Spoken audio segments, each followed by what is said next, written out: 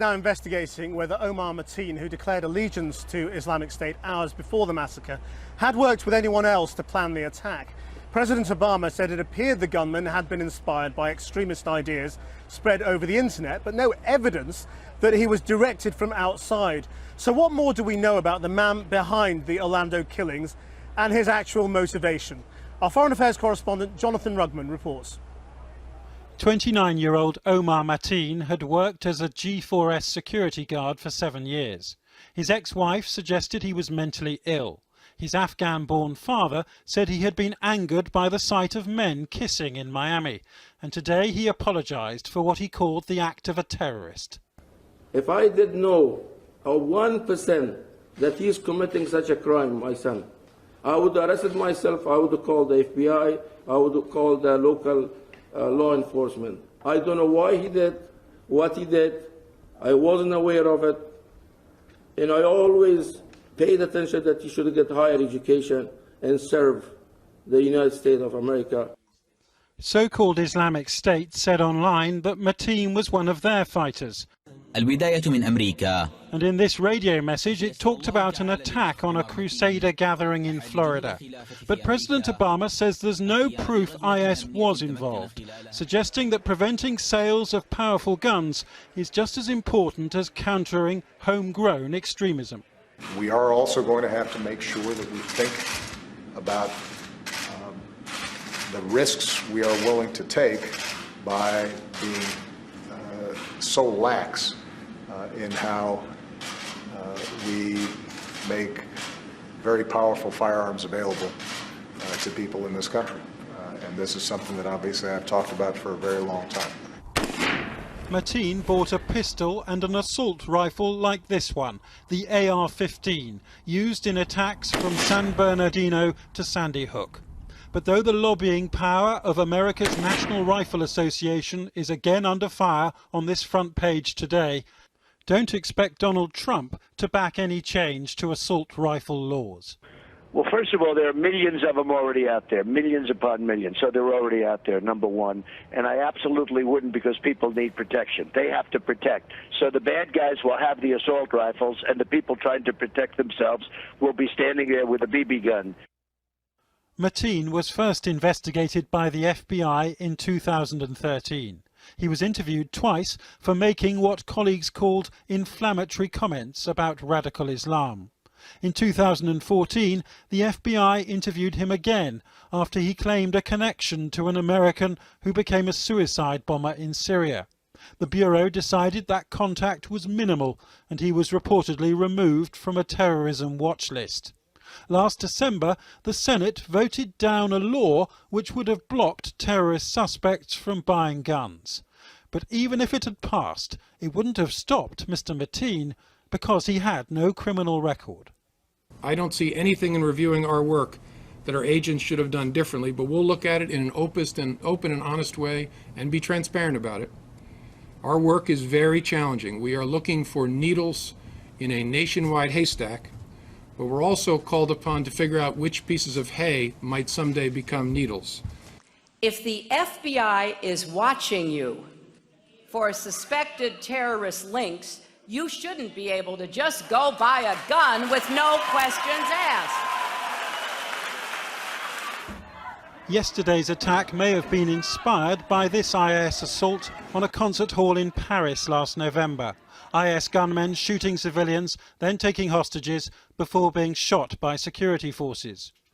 Before he was killed, Mateen told police he was acting in solidarity with the Boston Marathon bombers as well as IS, so his path to radicalization was perhaps no less confused than he was. Now it's becoming an all too familiar refrain in the wake of a mass killing, a passionate debate over gun laws and how to respond to the threat of international terror. Well, joining me now from Washington, D.C. is Neil McCabe from Armed America Radio. And next to me here is Majda Rahmanovic from the Council on American Islamic Relations. Majda, whatever the motivations of this gunman, the point Barack Obama made today was that it was easy for him, whatever his motive, to commit this crime because of the availability of guns. What do you think needs to happen about that? To be honest, I have no opinion on gun control. I think that's something that our legislation and government needs to deal with. As CAIR Florida, we're here to support the family, to make sure that the victims and families know that this is a horrific crime. CAIR does not support this, and we want to show our support for them. And how widely do you think your view is felt amongst the Muslim community in Florida? I would say widely. All the Muslims here in Orlando and in Tampa Bay and other parts of Florida are showing their support. We are here to tell people that this is about love. We need to be united as a community, no matter what your race, national origin, your religious beliefs or sexual preferences. We're here to be united in time of crisis, to stand together and show support and love for one another. But do you actually think the mosques are doing enough? Because what has also surfaced today is the idea that he may have come into contact with other radicals, possibly the American suicide bomber, that some of the ideology may have been spread in Islamic circles in the Orlando area. I mean, is there any more you can do? I cannot comment on those specific mosques. They know their community, they know their congregation. At CAIR Florida, it is something that we take seriously. We definitely encourage dialogue, and if there's anything that you feel is not okay or suspicious, please contact law enforcement. We encourage people, if they have any information about Omar Mateen, to please contact law enforcement. Neil McCabe, let me turn to you. It's clear the president sees this as perhaps a last chance to tackle assault weapons. Why do you think that's a mistake? Well, I think it's a mistake to restrict gun rights, and I think that the president doesn't really understand the issue, or rather he's deliberately misrepresenting the issue. What we saw in Orlando was a terrorist attack, executed by a man who had been interviewed by the FBI 3 times.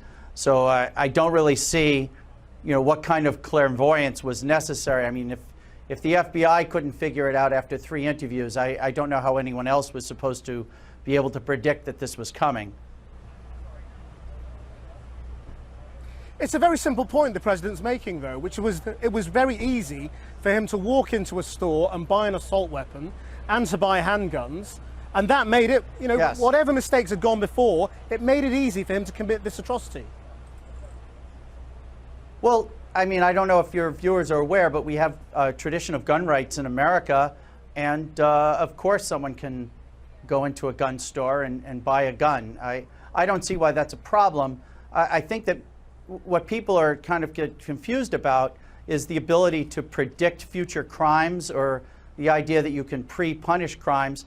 In a free society, people are free. And, the same token, people who feel that their lives are threatened are also free to protect themselves, whether they want to or not. And if you want to be protected by a firearm, you have that right to do it. And so, unfortunately, things that the president and his allies are suggesting are also the very same things that would prevent regular law-abiding citizens from protecting themselves, and creating a sort of super advantage for armed criminals who now have the prospect of a disarmed citizenry. And some people have been arguing that the same thing that we hear after a lot of these mass shootings, which is that if everybody had arms, they'd be able to protect themselves better. I mean, do you really think that's the case in this example too? Absolutely, sir. I mean, absolutely, sir. I don't see how anybody can disagree with the idea that you're safer with a firearm to defend yourself. There's no obligation to be a victim. At least here in the United States, I can't speak to your mindset. Maybe you are of the mind that if someone comes after you or your family, that you have an obligation to just be killed. I would hope that if you were in a situation where you or someone you cared about was being threatened, you would have the opportunity to protect them and to protect themselves. Everyone is against gun violence, but when you ask an individual, do you prefer to protect yourself? I think most people say, I would prefer to protect myself and those I love. Neil McCabe, we have to leave it there. Thank you very much for joining us. And Majda Rahmanovic, thank you very much indeed. John.